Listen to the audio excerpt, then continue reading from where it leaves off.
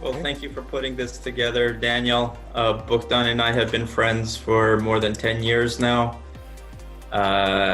We did like Bitcoin stuff all the way back in 2013, and when we heard about EOS, like it really got our attention. We both found a way to leave our jobs so we could focus on EOS. Bogdan was a head of IT. I was a CTO at a media company. And we said, you know what, like now's a good time. Everything's lining up. Let's focus on EOS. And we founded CryptoLions together with a third friend of ours, Sudeep Banerjee.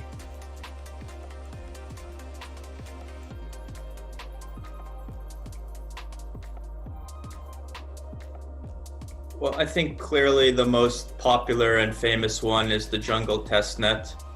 I'm blessed with a partner who has superhuman abilities. Bogdan, when he gets like a hot idea in his head, he doesn't sleep, he doesn't eat, he doesn't do anything, he just works. I don't know how he does it, but I'm glad he's my business partner. So, when we launched the Jungle testnet, it was just one of several testnets. We weren't the first. Other guys did awesome work, like Eric from Sweden on the Jungle testnet. There was the Scholar testnet, the Arrowhead testnet. But, we just, Bogdan through a lot of hard work, made the Jungle very easy to use. Other people just kind of gave the Jungle a lot of time and attention, and sort of the fact that a community formed around it, like brought out the best in us. We needed to live up to the expectations, and it's been just an awesome place.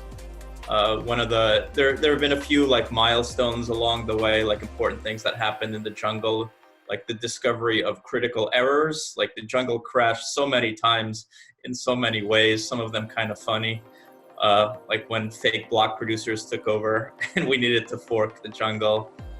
And we also used it to demonstrate a maximum transactions per second. It was almost 10,000 transactions per second. That was testing done in the Jungle, and it continues to be a great place. And it's part of the magic of delegated proof of stake, because no one's getting paid for being in the Jungle. Maybe indirectly, like we're sure some people vote for us because of the work we do with the Jungle, so we get paid indirectly for it, and we're not the only ones. There are a lot of other teams that have never gotten paid that do a lot of work in the Jungle.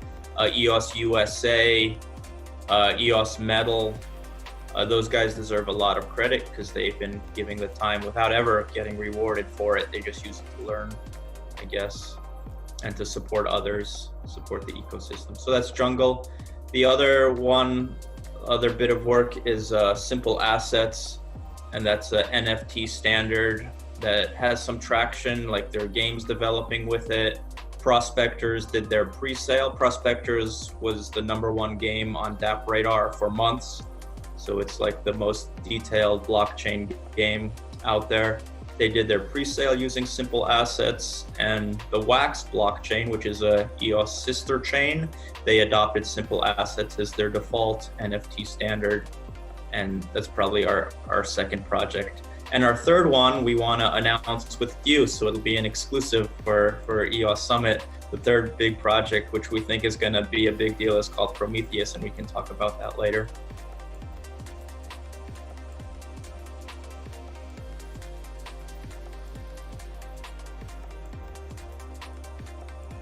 Well, thank you for that compliment. I think a big part of it is just Bogdan being super talented and able to work like nobody I've ever met. So there's that. Aside from that, there's a little bit of luck. And then we're based in Ukraine, so I think we have access to very good and inexpensive talent.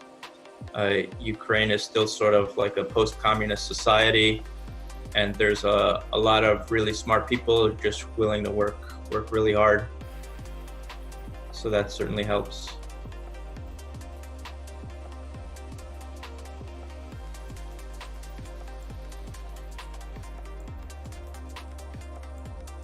The main idea of Jungle Game Jam, it was Roman's idea, and it was described. We have the small documentation for this chain, but this project was not bringing the live. So we didn't start working on that, like making the contracts and so. But we believe that we will do this. Hope soon. Well, I really love the topic because we're not working on it. I don't know how important it is.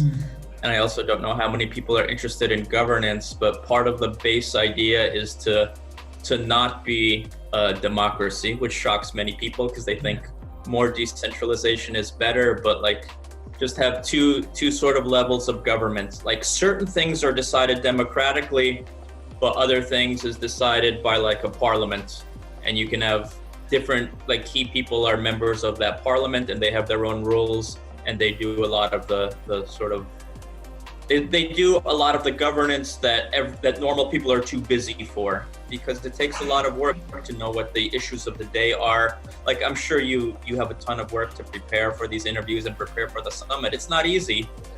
And the idea is that instead of asking everyone who's a token holder to be informed and to vote on things, you just have a parliament do that.